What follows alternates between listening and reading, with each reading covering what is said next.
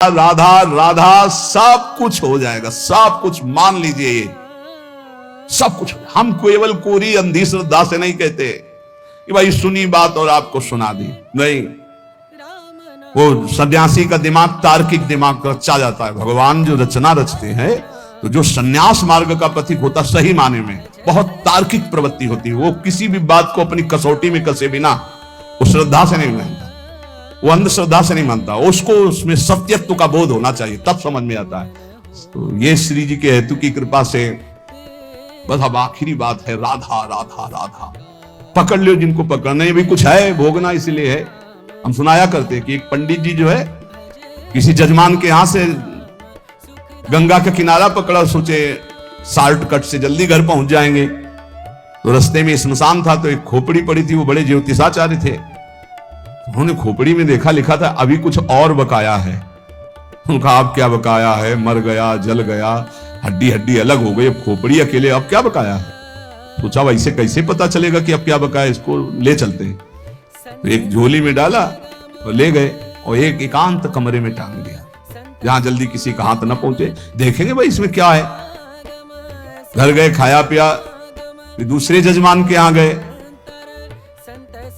पंडित आए। सोचा इस बार पंडित जी आए थे तो कुछ लाए और एकांत कमरे में टांगे, हमें लगता कुछ विशेष भेंट है, और हमसे बताया नहीं, खुशी के कारण बड़ी खुश हुई। गई तो देखा खोपड़ी। पंडित जी की बुद्धि खराब है, खोपड़ी लाए, गुस्सा आई, खोपड़ी को उठाया, उखली में धरा, मार मुसर उसे चकनाचूर करके और नाली में फेंक दिया जाके। पंडित जी आए जजमान के यहां से अपना पांडित्य कर्म करके और अपने कमरे में गए, और जो एकांत में टांगी थी तो कहा कहां है वो झोली। तो बुद्धि खराब, ऐसी अपवित्र चीजें घर में लानी चाहिए। तो बोले क्या किया, बोले सैकड़ों मूसर मार के उसे चूर चूर करके नाली में डाल दिया। बोले यही बकाया था। उसमें लिखा था कि अभी और कुछ बकाया है, तो मुझे पता नहीं था क्या बकाया था। तो ये होना था कि तुम्हारे मूसरों की मार पड़नी थी और नाली में भी पड़ना था। तो अगर राधा नाम की महिमा सुनकर भी राधा नाम जपने में रुचि नहीं आ रही है, तो अभी कुछ है, भाग्य में कुछ बकाया है, वो भोगना है। तन्नाम रूप चरितादि सुकीर्तनानु स्मृत्युः क्रमेण रसना मनसी नियोज्य तिष्ठन् ब्रजे तदनुराग। पावन तट बिहारी जी, राधा वल्लभ, राधा रमण जी सत्संग सब भर लो, और दूर जहां आप रहते हो वहां से एक बार 10 मिनट में सब कर लोगे। एक बार बस गए, सत्संग में गए, वहां दर्शन किया, फिर यमुना किनारे गए, फिर परिक्रमा लगा ली, फिर बिहारी जी गए दर्शन के। वृंदावन को चिंतवन यह दीप उर्बारी, कोट जन्म के अगतमय काट करे उजियार। गिरिराज जी गए, बरसाना गए, नंदगांव गए, राधा कुंडाचमन किया, बैठकर भजन किया, ये सब मानसिक कर सकते हो। ब्रज का वास या ब्रज का मानसिक चिंतन और प्रिया प्रीतम का नाम। कह रहे हैं नयदे अखिल मित्य उपदेश सारम, मेरे उपदेश जितने उपदेश उन सबका सार उपदेश ये है।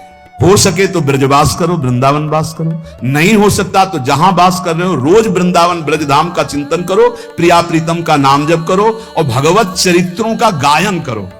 जैसे चतुराशी जी 42 लीला है, प्रभु की लीलाओं से भरे हुए बहुत पद हैं, बहुत सुंदर सुंदर रस भरे पद भाई जी महाराज ने, बहुत सुंदर पद हैं, सरल से सरल भाषा में लिखे पद रत्नाकर में, सरल से सरल भाषा में। उसी से चित्त आकर्षित होकर नित्य विहार की तरफ आता है। अपने लोग उसी से आकर्षित होकर के आए हुए। पहला कृपा प्रसाद भाई जी की ही राधा माधव चिंतन, पद रत्नाकर, बहुत से ऐसी वाणियां जिनके प्रभाव से चित्त युगल सरकार की तरफ खिंचा, और उन्हीं के आदेश से फिर नित्य विहार रस की तरफ। जरूर जरूर कुछ पदों की तो कंठमाला बना लेनी चाहिए। जैसे चल रहे रास्ते में तो गुनगुनाते हुए चल रहे हो।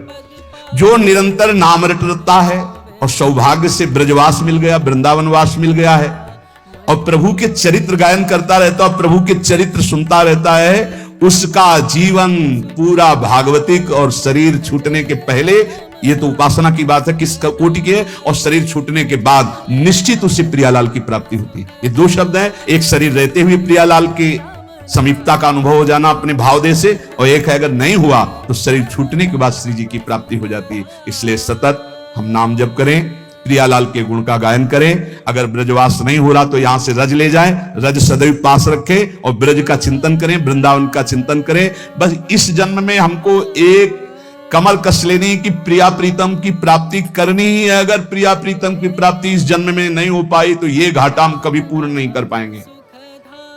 कुछ साथ नहीं जाना प्यारे, बार बार कह रहे हैं, रोज एक बार ये तो कहते हैं कि मरोगे, फिर कह रहे हैं मरोगे, सुबह सुबह कह रहे हैं नहीं। हाँ बढ़िया बात है मरना, बुरा लगता है सुन के मरना, इसलिए बुरा लगता है कि तुमने बुरा किया है इसलिए, नहीं तो बुरा नहीं लगेगा, बढ़िया लगता है। जैसे तुमसे कहा जाए सुबह सुबह हम आशीर्वाद देते हैं, तुम अपने दोस्त से मिलोगे जो प्राण प्रिय है, तो आपको कैसे लगेगा, बलिहारी आपकी बलिहारी। ऐसे ही मरने का मतलब समझते हो कि नाशवान शरीर छूटेगा, हम अपने हित मित्र प्रियालाल से मिलेंगे जाके, अपने श्यामा श्याम से। और आपने श्यामा श्याम को अपना माना नहीं, पत्नी पुत्र परिवार ये सब, तो मरने की बात सुनकर एकदम दिमाग ठनकता है कि सब छूट जाएगा, और जिनको प्राप्त करना चाहिए उनको प्राप्त नहीं किया तो घबरा जाते हो। इसलिए पहले तो हम जिस देश में भेजे गए हैं इसका नाम है मृत्यु लोक। यहां जो कुछ भी तुम्हें मिला हुआ है उस सब नाशवान है, अशाश्वतम, छूटेगा, छूट रहा है, प्रतिपल छूट रहा है। भूल भुलैया में मत फंसो, राधा राधा राधा राधा नाम जप करो और खूब आनंदित रहो। जो प्रभु का हो जाता है उसको ये लोक और परलोक भी बड़ी मस्ती से कटता है। अपने स्वभाव में जो बैठा हुआ है त्रिगुण का खेल, इसको मिटाना है। कोई अहम नहीं, किसी से ममता नहीं, बस मुक्त हो गए, मुक्त हो गए। ममता श्यामा श्याम से, समता सब संसार में, ममता नित्य विहार में, ममता तो श्री जी के चरणों में, अहमता श्री जी के चरणों में। बस ये सत्संग का सार है, अगर समझ में आ जाए। अहमता ममता ही बंधन का कारण है, ये जब श्री जी के चरणों में पहुंच जाए तो ये महासुख का हेतु है। अहंकार की निवृत्ति होने पर जीवात्मा को अपने स्वरूप का बोध हो जाता है। जब तक अहंकार रहता है तब तक जीव मुक्त नहीं हो सकता। यही अहंकार ही संस्कृति मूल शूल प्रदनाना सकल सुखदायक अभिमाना। चेतस तत्प्रवणम सेवा तत्सिद्धि तनु वित्तजा ततः संसार दुःखस्य निर्वृत्ति ब्रह्म बोधनम। पूर्ण रूप से चित्त प्रभु में तल्लीन कर दो। कैसे होगा? सेवा करो, प्रभु की सेवा विराजमान करो। दो प्रकार से सेवा होती, तनुजा शरीर से और वित्तजा रुपया पैसा से। खूब अच्छे अच्छे भोग पदार्थ, खूब अच्छे आभूषण वस्त्र जो तुम धर्म के द्वारा कमाए हुए। कल एक अधिकारी जी पूछ रहे थे, कई बार चर्चा हुई, वो कह रहे थे कि ना चाहते हुए भी हम लोगों को ऐसा करना पड़ता है, ऊपर से दबाव होता है अर्थ का कि आपको लेना है, इतने देने हैं। तो उसका एक उपाय हमको बताया गया है कि अगर 10% दान कर दो संतों को मंदिरों में, ऐसे ऐसे वो व्हाइट हो जाएगा। आपका क्या विचार है? हमसे कहा, हम कहा हमको, हमारा तो विचार ये, हम तो प्रत्यक्षम किम प्रमाणम। जब आप जैसे लोगों के द्वारा दिया हुआ पैसे से भंडारा होता है तो संत एक दूसरे की लाठी मार के खोपड़ी फोड़ते, खाए रसगुल्ला बेईमानों के, वो चैन नहीं देने दे रहे, ताल ठोक। अरे ताल ठोको, काम से, क्रोध से, लोभ से, मोह से, मद से, इनको परास्त करके हरि को प्राप्त करो। आपस में एक साधु दूसरे साधु रसगुल्ला और रुपया पैसा के लिए, तो ये चमत्कार क्यों हुआ? ऐसा चमत्कार है। मूर्ख लोग करें, संसारिक करें तो चलेगा, भेषधारी क्यों? ये चमत्कार माया का क्या हुआ? ये आप जैसे लोगों के जो दशांश दान वाली भावना है ना, ये हमारी सबकी खोपड़ी फुरवा रही। इसीलिए अगर भजन करते हैं और असत पुरुषों का धन खाते हैं तो हमारे भजन के परिणाम में घाटा हो जाएगा। अगर भजन नहीं हो रहा, असत पुरुषों का धन खाते हैं तब पक्का। इसीलिए कह रहे हैं कि यहां वित्तजा सेवा उसे कहते हैं धन के द्वारा जो मेहनत की कमाई का दान किया गया। मेहनत की कमाई का दान, मेहनत की कमाई की ठाकुर सेवा, मेहनत की कमाई की संत सेवा बहुत कम होते हैं। गांव के जब लोग आते हैं ना, वो जब चढ़ाते, कभी देखा है ना, तो उनके चढ़ाने का ढंग अलग होता है। ऐसे निकाला, उनमें देखा 50 का नोट या 100 का नोट, मुझे बहुत आदर से लेते हैं। ए भैया, इस 50 की दाल आएगी ना 100 की दाल, तो बहुत आनंद प्रदान करेगा। और जब उन हरे पीले नोटों की ऐसी गड्डी सरकावे ना, तो समझ लो तुम्हारी गड्डी टिकेगी ले, इधर गड्डी तुम्हारी माया में जाके चलेगी, इधर नहीं चलेगी। भजन नहीं होगा पक्का।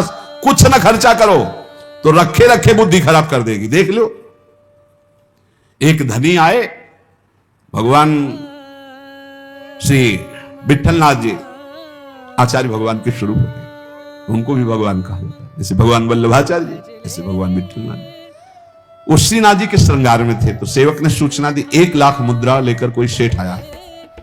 अब श्रृंगार करते कर 1 लाख मुद्रा का क्या क्या आभूषण लाएंगे, क्या वैसे। अब वो खो गए उसमें और पत्रावली बिगड़ गई ठाकुर जी की।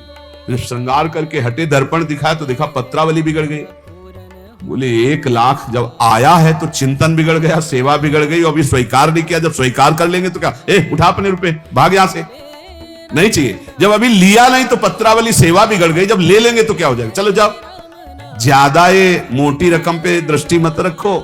ये गरीबों के 5 रुपया 50 रुपया 100 रुपया से दाल रोटी लाओ, खाओ पियो भजन करो। अगर ये आया कि ऊंची रकम तो फीकी भी दुकान हो जाएगी, पक्का समझो। ऊंची रकम तो फीकी दुकान हो, फिर तुम्हारे भजन पूजन उपदेश का रंग नहीं चढ़ेगा। वित्तजा सेवा वर्णन की गई, लेकिन मेहनत की कमाई की। ये जो दूसरों का खून चूस कर लाखों करोड़ों अरबों रुपए इकट्ठा करते हैं, ये भी सोचते हैं मैं हल्का हो जाऊं थोड़ा पाप का बोझा। तो जिनका नाम सुनते हैं ना उनके यहां जाते हैं, क्योंकि ये लोग, इनकी पहचान बस इतनी, यश किसका है, वो वहां पहुंचते हैं। वहां जब पहुंचते ना, एक बैच को यही कहा था, हाथ जोड़ के हमारी प्रार्थना, आपको बुरा लगेगा, खाली हाथ आना, आज के बाद अगर शायद डाला हो, आज के बाद कभी यहां कोई भी फल पुष्प आदि लेकर मत आना। ये गेट से बाहर ही हटा दिया जाता है, पता नहीं कैसे आपका ये अंदर आ गया, कभी भूल कर यहां मत लाना। अगर आप खाली हाथ आओगे तो आपका विशेष स्वागत करेंगे, आप लेके आओगे तो आज के बाद मुझे अच्छा नहीं लगेगा। क्यों? बस इसीलिए आप अपने धर्म से चलो। वित्तजा सेवा का मतलब है बहुत मेहनत से कमाए हुए 100 रुपए में फिर 10 रुपया हिम्मत करके दान कर दो, वो दशांश आपको उज्जवल करेगा। बेईमानी के 10 लाख कमा के उसमें से आप दान करोगे तो तुम भी नरक जाओगे, जहां दान पहुंचेगा वहां भी। बड़ी बड़ी दुर्व्यवस्था है ये धन, बहुत ही, इसको कभी आदर ना करो भाई, बहुत खतरनाक है। जहां जाता है वहां भारी से भारी दोष पैदा करने लगता है। रुपया भारी से भारी दोष पैदा करता है। रुपया के तरफ महत्व बुद्धि मत रखो। श्री जी जो धर्म पूर्वक दे, अगर श्री जी का पक्का भरोसा रखोगे, कामना नहीं करोगे, तो यहां वही आएगा जिसे श्री जी बुलाएंगे, अन्यथा हो ही नहीं सकता। और फिर कामना करोगे तो फिर बात बिगड़ जाएगी। वित्तजा सेवा का मतलब धर्म पूर्वक कमाए हुए धन से आराध्य देव की सेवा करना। तनुजा और वित्तजा दो सेवा, तनुजा माने शरीर से और वित्तजा माने धन से, 2 प्रकार की सेवा से हमारा चित्त निरंतर प्रभु के चिंतन में डूबने लगता है। सेवा अत्यंत आवश्यक है। जिस समय ब्रह्म संबंध करणात् सर्वेषां देव जीवयो सर्वदोष निवृत्तर ही दोषा पंचविधा स्मृता,